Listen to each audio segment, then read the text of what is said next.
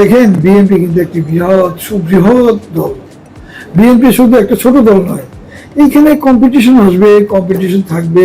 ওই চাঁদাবাজি, এটা তো আমার দলের নেতৃবৃন্দ, আমার দলের চেয়ারম্যান জিরো জিরো জিরো টলারেন্সে রয়েছেন। উনি পরিষ্কার ভাষায় কিশোর গ্যাং, চাঁদাবাজ, যারা গডফাদার, যারা জীবনে এই চাঁদাবাজদেরকে ঠাঁই দেয়, তাদেরকে সহ এই আইনের আওতায় এনে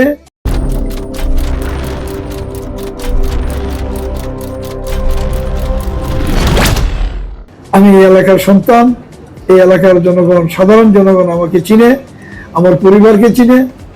সো আমি এইখানে একদিনে আসি নাই, আমি তো হাইব্রিড না। আমি কিন্তু আমার শৈশব থেকে শুরু করে আজকে আমি প্রায় 40টা বছর আমি এখানে খেলতেছি। এর আগে আমি 2বার নমিনেশন চেয়েছি, ও জাতীয়গত উপনির্বাচনেও আমি ক্যান্ডিডেট ছিলাম। এটা আপনারা বলতে পারেন আমি কি দুর্বল ক্যান্ডিডেট না সবল ক্যান্ডিডেট ছিলাম।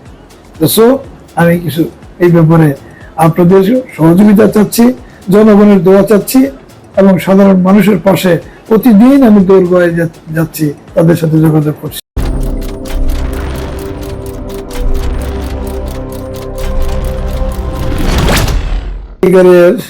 যদি বলতে চাই, যদি এই 24-এর গণ অভ্যুত্থান 5ই আগস্ট না হতো, তাহলে হয়তো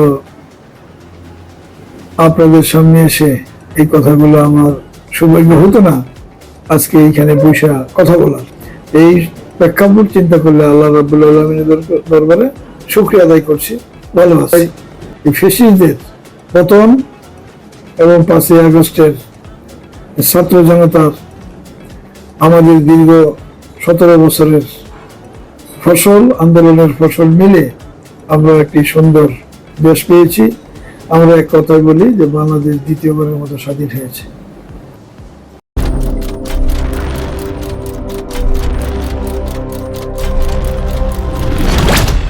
তারা এই 17টি বছর তারা কোনো নির্বাচন দেখেনি।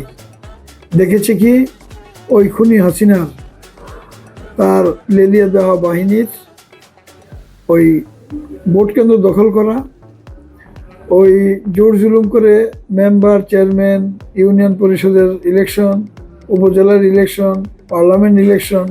আপনারা জানেন 2014 সালের নির্বাচনে, 2018 সালের নির্বাচনে কুকুর ঘুমাইছে, বিড়াল ঘুমাইছে ভোট কেন্দ্র, কিন্তু মানুষ কিন্তু যায়নি। কারণ ছিল একটা, বাংলাদেশের নির্বাচনী ব্যবস্থাপনাকে একদম গলা টিপে এই খুনি হাসিনা সরকার মেরে ফেলছিল। শুধু জানাজা বাকি ছিল নির্বাচনী ব্যবস্থাপনাটা। আমি মনে করি বাংলাদেশের মানুষ অনেক অধীর আগ্রহে বসে আছে। আগামী ফেব্রুয়ারি মাসে অবশ্যই আমি মনে করি এই ইন্টেরিয়র গভর্নমেন্টের শুভবুদ্ধির উদয় হবে, এবং বাংলাদেশের মানুষের চাহিদা, এটা আপামর জনগণের চাহিদা। আপনি যারা ভোটার না, ভোটার হয়নি, ন্যূনতম জ্ঞান রাষ্ট্রের জন্য রয়েছে, সমাজের জন্য রয়েছে, তারাও চিন্তা করে একটি সুষ্ঠু, অবাধ, নিরপেক্ষ নির্বাচন অনতি বিলম্বে হয়ে যাক।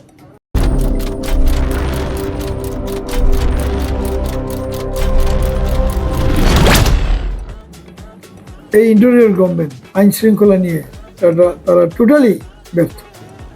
সো আমরা জিরো টলারেন্সে আছি। আমরা এই নির্বাচনটা, আগামী নির্বাচনটা আমাদের যুব সমাজ, ছাত্র সমাজকে সাথে নিয়ে ইনশাল্লাহ আমি মনে করি অতীতের যত নির্বাচন হয়েছে তার চেয়ে একটি আধুনিক এবং একটা সাফল্য এবং এটা সৌহার্দ্য একটা নির্বাচন হবে, যেই নির্বাচনটা জাতির জন্য, বাংলাদেশের মানুষের জন্য একটি দৃষ্টান্ত হয়ে থাকবে।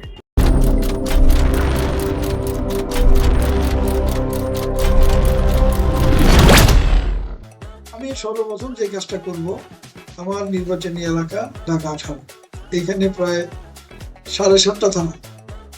এইখানে উত্তরখান, দক্ষিণখান, উত্তরা পূর্ব, উত্তরা পশ্চিম, তুরা, বিমানবন্দর, কিলক্ষেত, আর এই কুড়িল বিশ্ব রোডের আংশিক, মানে বাটারার আংশিক, এই হলো আমার এদিকে ডুমনি। আমি বিশ্বাস করি এই গোটা অঞ্চলের, বিশেষ করে উত্তরা বলতে শুধু উত্তরা মডেল টাউনটা নেই, উত্তরার বৃহৎ জায়গা রয়ে গেছে এই রেললাইনের ওই পার, বৃহৎ জনগোষ্ঠী বসবাস করে। সেটা হলো বিশেষ করে উত্তরখান, দক্ষিণখান, খিলক্ষেত, ডুমরি, পাথুরিয়া, আর মাঝখানে উত্তরা মডেল টাউন, এরপরে হলো তুরাগ, বাউনিয়া। সো আমার এই এত বড় এই নির্বাচনের এরিয়াতে আমি জানি যে বিশেষ করে রাস্তাঘাটের অবস্থা খুব বেহাল, প্রয়োগ নিষ্কাশন, এইগুলা আমার প্রথম আমার থাকবে। আমি এই কাজগুলো সর্বপ্রথম শুরু করতে আমাকে জয় যোদ্ধা তৌফিক।